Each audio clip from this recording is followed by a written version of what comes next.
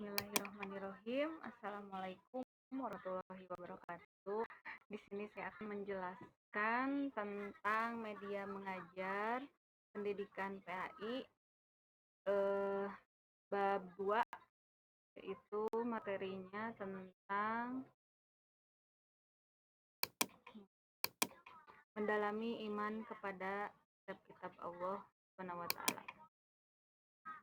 Iman kepada kitab-kitab Allah Subhanahu wa taala artinya meyakini dan membenarkan terhadap kitab yang diturunkan oleh Allah Subhanahu wa taala kepada para nabi dan rasul.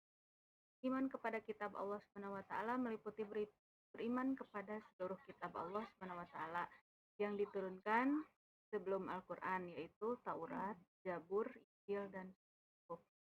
Adapun nabi yang telah menerima wahyu berupa suhuf adalah sebagai berikut, yaitu 1. Nabi Adam alaihissalam, Nabi Syed, Nabi Idris, Nabi Ibrahim, dan Nabi Musa. Isi pokok kitab-kitab Allah Subhanahu wa taala yang diturunkan kepada para nabi dan rasul mencakup beberapa hal, antara lain sebagai berikut: akidah, mengesahkan Allah Subhanahu wa taala, syariat, ketentuan dalam kehidupan berupa perintah dan larangan bagi umat manusia, akhlak, cara bersikap dan bertindak kepada Allah Subhanahu wa taala serta kepada sesama, janji pahala dan ancaman siksa kepada umat manusia, kisah umat terdahulu dan informasi tentang ilmu yang perlu dikembangkan oleh manusia. Lalu di sini saya akan menjelaskan tentang kitab Taurat. Isi pokok dari kitab Taurat dikenal dengan 10 hukum atau 10 firman yang diterima Nabi Musa alaihissalam sebagai berikut: 1. Akui keesaan Allah Subhanahu wa taala. 2. Larangan menyembah patung dan berhala karena Allah Subhanahu wa taala tidak dapat diserupai dengan makhluk. 3. Larangan menyebut Allah Subhanahu wa taala dengan sisa. 4. Memuliakan hari Sabtu. 5. Menghormati ayah dan ibu. 6. Larangan membunuh sesama manusia. 7. Larangan berzina. 8. Larangan mencuri. 9. Larangan menjadi saksi yang berdosa. Ke-10 larangan memiliki keinginan untuk. Selanjutnya, kitab Zabur diwahyukan kepada Nabi Daud alaihissalam.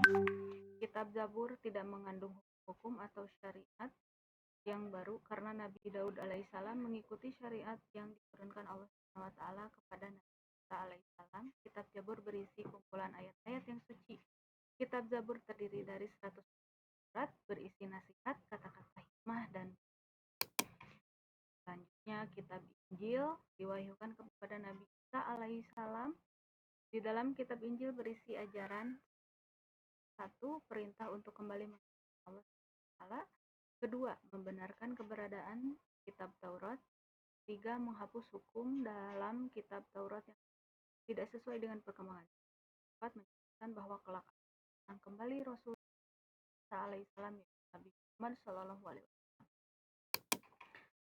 Kitab terakhir Al-Quran diwahyukan kepada Nabi kita Nabi Muhammad sallallahu alaihi wasallam.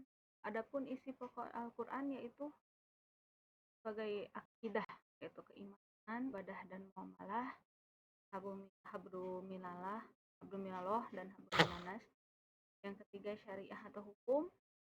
4. Akhlak, budi pekerti, tarikh, yaitu sejarah, dasar ilmu pengetahuan. Bagaimana cara beriman kepada kitab Allah SWT? Yang pertama, meyakini dengan sepenuh hati yakni bahwa kitab Allah SWT yang dibawa oleh para rasul itu benar-benar datang dari Allah SWT, dan membenarkan terhadap adanya kitab. Benarkan adanya kitab Allah SWT berarti tidak ada keraguan sedikit pun dalam hatinya terhadap kitab-kitab Allah yang telah diturunkan kepada para nabi. Dan selanjutnya, bagaimana cara beriman pada kitab-kitab Allah SWT? Memahami kandungan kitab Allah Subhanahu wa taala, sebagai pedoman hidup. Artinya, kita akan menjadi benar dalam menjalani hidup jika berpedoman pada kitab Allah dan mewujudkan dalam bentuk sikap dan tindakan dalam kehidupan sehari-hari. Tindakan dalam kehidupan sehari-hari itu jika mengamalkan Al-Quran dengan sepenuh hati berarti sudah termasuk mengamalkan isi kandungan kitab-kitab sebelumnya. Karena semua sudah disempurnakan di dalam Al-Quran. Bagaimana menjadi generasi yang mencintai Al-Quran? Mencintai Al-Quran tidak ada alasan selaku generasi Muslim untuk tidak mencintai Al-Quran, karena di dalamnya penuh inspirasi dan menuntun ke arah kebaikan. Cara menampilkan sikap mencintai Al-Quran sebagai kitab Allah SWT adalah dengan membaca Al-Quran secara rutin, memahaminya dan mengamalkan isinya dalam kehidupan sehari.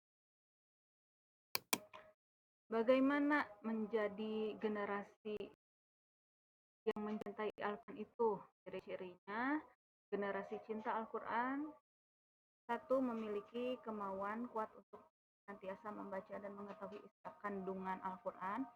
Kedua, senantiasa merasa tenang dalam hatinya setelah membaca Al-Quran, sebab ada hubungan hati, perasaan, dan sikap terhadap yang dicintai, yakni Al-Quran. Ketiga, dapat menjadikan Al-Quran sebagai sahabat hati yang setiap waktu akan menjaga dan mengingatkan untuk senantiasa menjaga diri dalam kebaikan. 4. Menjadikan nilai-nilai Al-Quran sebagai pendorong dan inspirasi dalam meningkatkan kualitas keilmuan dan menjadi pelopor terdepan dalam kebaikan. 5. Rela berkorban untuk kemuliaan Al-Quran dan menjadikan penuntun alam kehidupan sehari-hari sehingga menjadi pribadi yang santun dan menghargai sama. Apa hikmah beriman kepada kitab Allah Subhanahu wa taala? Yang pertama, mengetahui perhatian dan kasih sayang Allah Subhanahu wa taala terhadap para hambanya dengan menurunkan kitab kepada umat manusia sebagai petunjuk. Yang kedua, mengetahui syariat dan pedoman hidup yang diperintahkan Allah Subhanahu wa taala dan yang juga hidup menjadi lebih terarah dan tidak tersesat dalam dunia. Oke, selamat belajar. Semoga apa yang saya sampaikan bisa bermanfaat. Terima kasih. Wassalamualaikum warahmatullahi wabarakatuh.